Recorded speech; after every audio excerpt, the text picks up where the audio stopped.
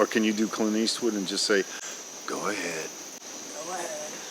We'll keep that on. We'll use that. So many ideas, seemingly, right? And so little time. And what do we do with our ideas? What do you want to do with your ideas? Perhaps there's a methodology.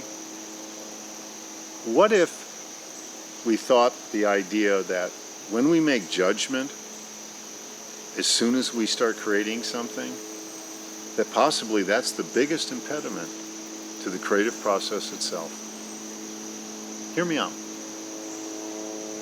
Let's use a little neuroscience. In neuroscience, there is a concept called divergence.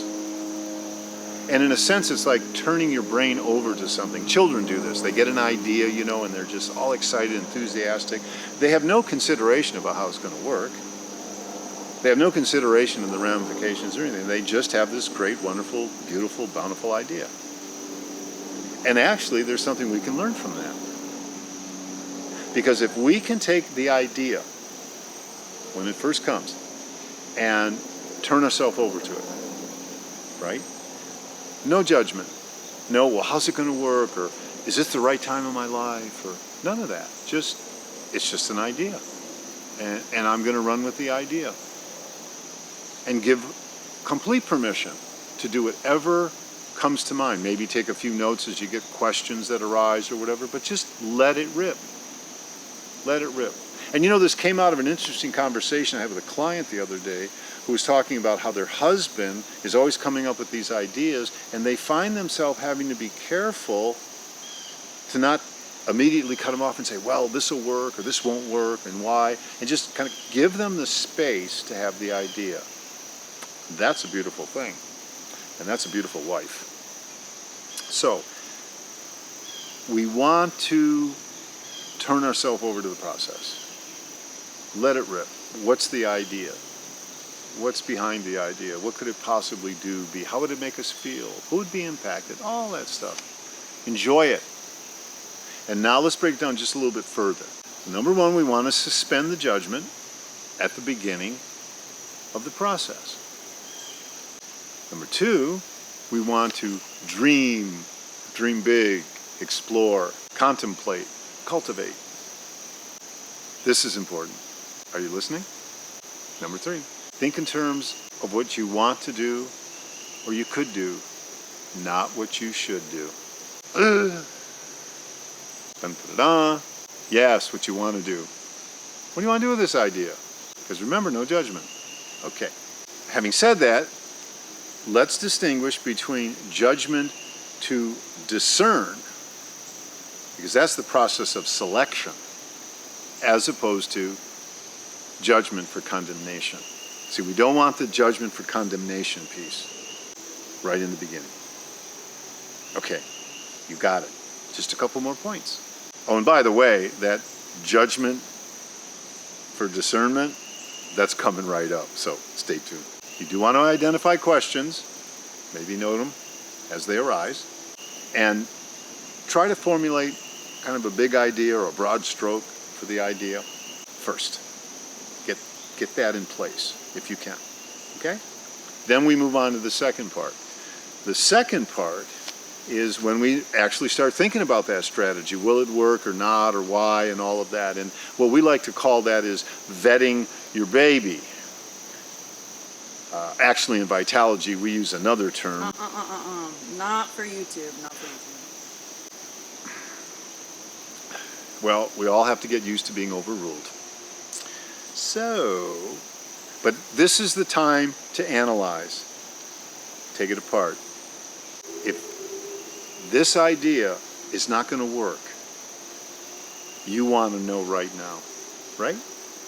You want to wait and invest a lot of time, energy, and resources? No, you don't. Now, if you have scarcity of ideas, you don't generate a lot of ideas, I understand, because sometimes we go through kind of periods like that, and we're not really generating a lot of ideas. But let's say you're generating a normal amount or somewhat of ideas. You know the next one's coming. So don't have scarcity about your ideas. There'll be more. Now, neuroscience calls this Convergence. You're pulling it all in. What about this and what about that? And what would go here and who would do what? And do I have the time, energy, and resources? Do I have to account for it on my tax return? Or all the different things that might come up. But now that you've completely explored it, freely and willingly, you can completely analyze it. Freely and willingly. Now, if you skip this step of analysis and the strategy, you're dealing with what's called the sunk cost fallacy. Let's use a sports team. They have an idea, they're going to bring in this athlete from another team, and they do, but it doesn't work out. And everybody knows it about 5 minutes later. But the general manager's job's on the line, and they brought this athlete in, and they ain't going to let him go. So now we got a bad contract and the wrong person in the room, and we're not going to meet our goal of winning a championship or whatever it is. We've sunk a cost. And because we operate under the fallacy that we've got to keep going and going with it. No. And you know who else does it? Small business owners. And I deal with these people every day. They get ideas and they start running with those ideas. And they can see early on that they're not going to work. That's okay. It's my idea. I'm going with it. Maybe they have this idea for a star employee. They're going to hire somebody from the outside and they're going to do this great stuff. And you know, a couple of weeks into it, they're not doing such great stuff. And they're like, wow. It's called cut your losses. We all have to cut our losses at times. But that's the idea. Get your big idea, formulate it, and then do the strategy. Take it apart, bit by bit, and see if it still holds up. Now here's the steps. There's 3. If you vetted and it ain't gonna work, move on to the next idea. Feel bad for a minute, have a drink maybe, if you need, but be done with it. Move on to the next one.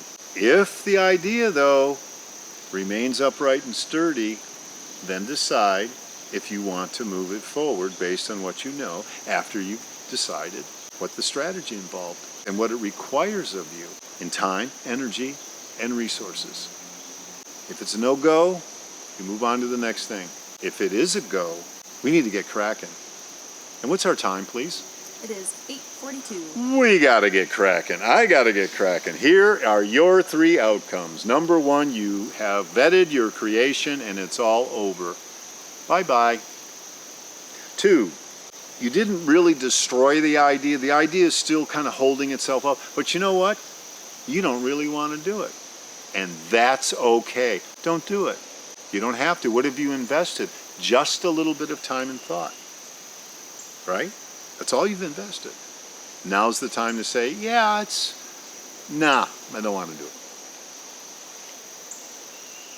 Or, door number 3. All things considered, and now that I know what I know, I want to do it. Well, let's get after it and start doing it. And let me end with a little story. For those of you of a certain age, you will be familiar with a singer-songwriter by the name of Paul Simon. And Paul was very prolific, decades and decades and decades. In fact, in his 80s, he just recorded, in the last year or two, another album. And I saw a wonderful little documentary, and they were interviewing him and driving down the back roads of Queens, where he was from. Maybe there's not back roads in Queens, probably not. But anyways, they were in Queens. And the interviewer said, what did it feel like when whatever happened and the first song was published and somebody took it out from under you and sold it, or some little shenanigans, or what we like to call in Vitalogy, feasance, occurred? And Paul just looked and he said, you know, it really didn't matter, because I knew there were going to be many, many more. Isn't that beautiful? And you too can be just like Paul Simon, because I know there are many, many more ideas for you to come. You have a blessed day.